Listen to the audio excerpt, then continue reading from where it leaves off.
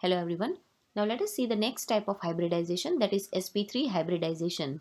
sp3 hybridization is formed by the intermixing of one s orbital and three p orbitals of almost equal energy, giving rise to four identical and degenerate hybrid orbitals. That is, at the same energy level the four hybrid orbitals are formed, and hence we say s and 3p. So total four hybrid orbitals are obtained.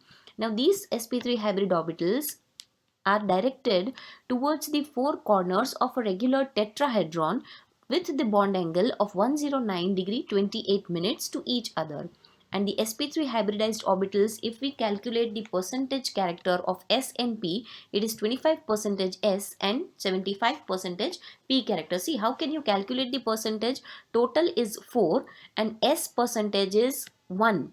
So out of 4, one part is s, so 1 divided by 4 multiply by, in parts of 100 we want, so we write 1 divided by 4 into 100, so it gives 25% s character.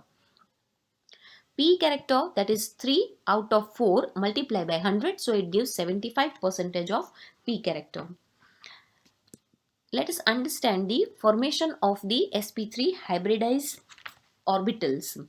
So four new hybridized orbitals are formed by the combination or the intermixing of one s and three p orbitals. So these are the four hybridized orbitals formed, which gives the formation of a four equivalent sp3 hybrid orbitals, and these four hybrid orbitals now can form four covalent bonds with the other four atoms.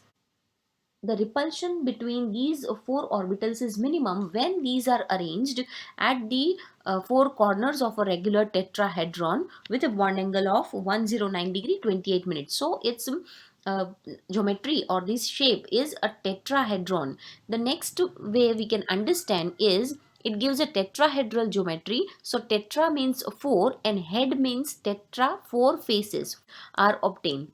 So tetrahedral arrangement. Now if we take the example, we can take the methane molecule or SiH4 molecule, where carbon is the central atom, or if we take SiH4, silicon is the central metal atom. So let us take the example of methane. Unhybridized carbon is configuration, if we write, it is 1s2, 2s2, 2p2. One electron from 2s gets promoted to the empty 2p orbital, and hence we have now four half-filled orbitals. So these four half-filled orbitals intermix, giving rise to four hybridized sp3 orbitals.